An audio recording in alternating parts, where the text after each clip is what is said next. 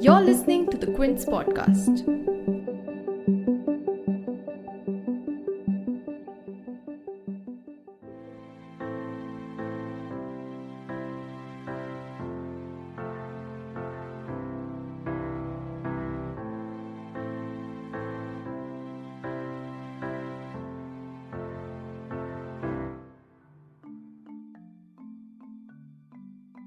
As the de-escalation process was reportedly underway, border tensions between India and China spiked after the worst clash in almost 5 decades in Ladakh's Galwan Valley, which is in the edge of the disputed Aksai Chin area controlled by China but claimed by both countries. More details have been emerging from the incident a day after it first got reported. Initially, India's military said only 3 Indian troops had been killed in the clash, but late on 16th June, a military spokesperson said that 17 other Indian soldiers had succumbed to the injuries sustained in the clash, raising the death toll to 20. Indian news agency ANI reported that Indian intercepts revealed 43 Chinese soldiers had been killed or seriously injured, although Chinese media did not reveal the number of casualties on their side. But as Indian troops were involved in this violent face-off, in a significant development in Pakistan, all services chiefs made a rare visit to the Aksai headquarters together for a briefing on national security. What could Pakistan possibly be up to at a point where India is engaged with China at the LAC? Is India prepared to deal with both fronts opening up? For this podcast, we spoke to retired Lieutenant General A.K. Singh, Manoj Keval Ramani, a Fellow of China Studies at the Takshashila Institution, and Manoj Joshi, a Distinguished Fellow at the Observer Research Foundation. You're tuned in to The Big Story, the podcast where we dissect the headline-making news for you. And I'm your host, Shorbari.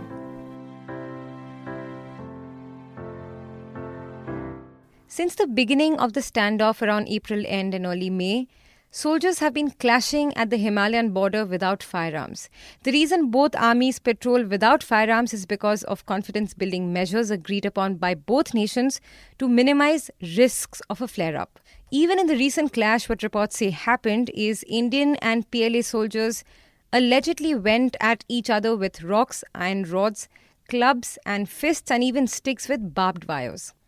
Multiple reports indicate that there was a lot of hand-to-hand combat involved and some soldiers were pushed off or fell off the cliff into the freezing water of a flowing river. The clash reportedly began after the Chinese troops got ready to withdraw from the border in a phased manner after de-escalation talks.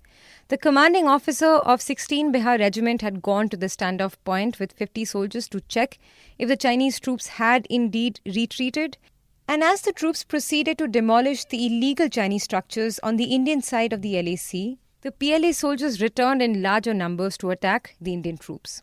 Perhaps to build a political consensus on the recent developments at the India-China border, Prime Minister Narendra Modi has now called for an all-party meeting on 19th June. However, in a video message to the nation, he said that although India wants peace, it is capable of giving a befitting reply if provoked. Bharat सांस्कृतिक रूप से एक शांति प्रिय देश है। हमने हमेशा से ही अपने पड़ोसियों के साथ एक कोऑपरेटिव और फ्रेंडली तरीके से मिलकर काम किया है। हमने हमेशा ही ये प्रयास किया है। India is a peace-loving country. Our history has been peaceful. We have always worked with our neighbors with a friendly and cooperative outlook.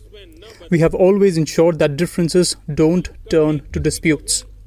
We don't provoke anybody, but we don't compromise with India's sovereignty. I want to assure the country that our soldiers' lives will not have gone in vain. For us, the unity and sovereignty of the country is the most important, and nobody can prevent us from protecting India. Let there be no doubts about that. जवानों का बलिदान व्यर्थ नहीं जाएगा। हमारे लिए भारत की अखंडता और संप्रभुता सर्वोच्च है और इसकी रक्षा करने से हमें कोई भी रोक नहीं सकता। इस बारे में किसी को भी जरा भी भ्रम या संदेह नहीं होना चाहिए. But as these events unfolded at the Indo-China border, there have been some notable developments in Pakistan as well. All services chiefs in Pakistan made a visit to the ISI headquarters for what Pakistani media Dawn described as a quote-unquote rare briefing on national security. The report said that the services chiefs normally meet at the forum of the Joint Chiefs of Staff Committee and that they had not met since July 2018. But the report also said, and I'm quoting one line, quote, military leadership expresses satisfaction over the agency's preparedness to counter India's sinister designs, end quote. The ISI has been giving briefings to the political and military leadership in the past few months in any case, but as the report says, quote, these briefings have assumed special significance because they have been taking place amid escalating tensions with arch-rival India, end quote. Given that Pakistan and China have long been strategic partners, even as the deaths of the Indian soldiers were reported from the border, Pakistani Foreign Minister Shah Mahmood Qureshi claimed on Pakistani channel Geo News that the responsibility lay squarely with India and that India should not have constructed roads in the region. Retired Lieutenant General A.K. Singh helps us understand the level of cooperation and coordination between these countries that has been developing over the years, starting from Pakistan's nuclear weapons program to protecting Jaish-e-Mohammed chief Masood Azhar from being listed as a global terrorist. Well, Shorbari, till the end of the Cold War, Pakistan aligned to the USA and the Western Bloc, also joining alliances like CENTO and SEATO and in the war on terror. But slowly, Pakistan got disillusioned when the US did not side with it in the Indo-Pak disputes and therefore decided to join the anti-India China camp. It assured benefits to both. For China, it was a good way to tie down India to the subcontinent and prevent it from becoming a challenger or competitor to China. For Pakistan, it brought some immediate benefits, especially in its nuclear program, as also a flow of defense equipment at reasonable rates. This Sino-Pak nexus has now taken more vigorous shape. Pakistan has leased a port at Gwadar to China, in addition to a number of commercial projects to Chinese companies. Bulk of Pakistan's military equipment is ex-China origin on easy terms. The CPEC corridor runs through Gilgit-Baltistan, connecting Karakoram to Gwadar, is one of China's most ambitious Belt and Road initiatives. They have recently announced a most ambitious project to build a dam in Gilgit-Baltistan, costing a whopping US dollars 5.8 billion. India has, of course, objected to this illegal activity in an area that India considers its own and which is an illegal occupation of Pakistan and now China's activities. There are other instances of Pak-China collusivity where China even went to the extent of blocking a resolution declaring Masood Azhar a terrorist in the United Nations.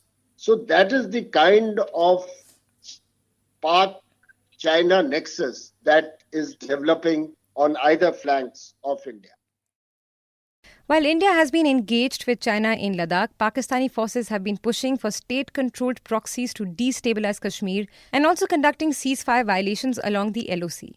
There have been consecutive days of ceasefire violations from the Pakistani side in May, the last one being from as recent as 16 June in Jammu and Kashmir's Kupwara district. We've also been reading reports of encounters between the Indian Army and militants in Kashmir, and on 16 June itself, 3 militants were also killed in one such encounter in the Shopian district. Now, given the circumstances at the border, should the meeting at the ISI headquarters be of any concern to India? What is Pakistan possibly up to at this point? Manoj Keval Ramani, a fellow of China Studies at the Takshashila Institution, says that any face-off between India and China serves Pakistan's strategic interest, but the probability of Pakistan intervening in a high-intensity conflict is low. One of the reasons for this was obviously to keep India occupied within the region, with Pakistan as a rival, fundamental rival. And that was one of the key sort of components of the China-Pakistan cooperation over the decades. But this cooperation has changed. So military, which was a dominant component of it, still remains extremely important. But at present, with CPEC, China's stake in Pakistan has expanded, and not just economically, but also strategically. So there's joint training between the two forces at different levels. There's weapons development programs which are happening together. There's deeper naval cooperation. In terms of CPEC and the route that it provides, energy is one component of it. So there's a broader strategic partnership that's developing, and it's deeper than it was before. So the relationship is much more important as it stands today. As far as the meeting that you've referred to, I'd assume that it would be useful for the Pakistani leadership for their own purposes to take stock of the situation amid the recent events, given that tensions between India and Pakistan have also been high for a while now. But I think it's important for us in India to remember that, look, any conflict between China and India at any scale, of any scope, or of any duration serves Pakistan's strategic interests. It keeps India occupied, it weakens India, it takes India away from what is our fundamental objective, that is to transform the lives of hundreds of millions of Indians, and become a powerful economy and a powerful state which provides for the well being of its own people. Um, Moreover, sort of in any scenario that you can conceptualize, the probability of Pakistan intervening or engaging in a high intensity conflict, like an all out war with India, I don't think that's very high. There's always a possibility, but I don't think that's very high. And the reason that I say that is because, look, when you can see India occupied with a powerful adversary in China, and you can actually use low intensity or subconventional warfare to impose costs on India instead of actually increasing your costs by launching a full scale attack, you'd probably do that. Of course, these are all very neat and clean distinctions, which don't necessarily work on the ground in terms of real conflict situations. And as we've seen that, right, something can rapidly escalate in the fog of war. So these calculations for either side aren't necessarily easy to make. I also spoke to Manoj Joshi, a distinguished fellow at the Observer Research Foundation, who said that although Pakistan-China nexus is a strong one, currently the cooperation isn't too significant. And speaking of destabilizing activities in Kashmir, he said that it's a usual occurrence at this time of the year as the snow melts. The level of cooperation between Pakistan and China is not particularly significant now. Of course, they have a very good relationship. But if you look at in terms of conflict during the Kargil war, the Chinese did not help the Pakistanis very much, despite the fact that Nawaz Sharif first made a visit to Beijing, and then when the Chinese didn't help, he had to go to the US. Right now, I do not think there's anything particularly significant. There's a lot of talk about the coordination because both claim territory which is close to the Indian border, but I do not think that the cooperation is particularly significant.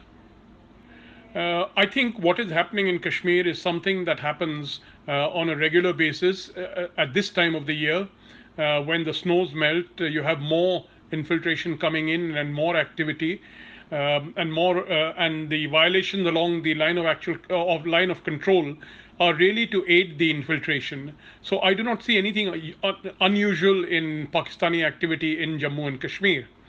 But whether India is prepared to deal with both fronts opening up, that is another matter. I don't think so. But with China being belligerent and Pakistani military going into a huddle, is India prepared to deal with both fronts opening up? General Lekha Singh says that India is already active on both fronts, even if it's not engaged in acts of active hostility.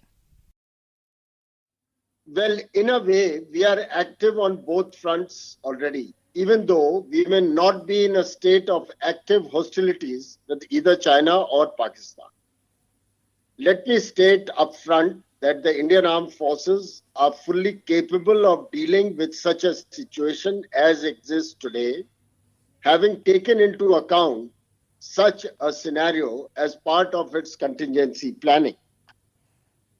The Indian state also has other instruments like diplomatic and political, which come into play to prevent such a scenario from coming to pass. But ultimately, the armed forces have to be prepared for such a worst case contingency. Though let me state, full-blown hostilities on both fronts is quite a remote possibility. If you like listening to this episode, please subscribe to the Big Story playlist for episodic updates. We're live on Apple, Google Podcast, Spotify, JioSaavn, and most of the other popular podcast streaming platforms. For other podcasts, please log on to the Quint website and check out the podcast section. For any feedback, shoot an email to podcasts@thequint.com.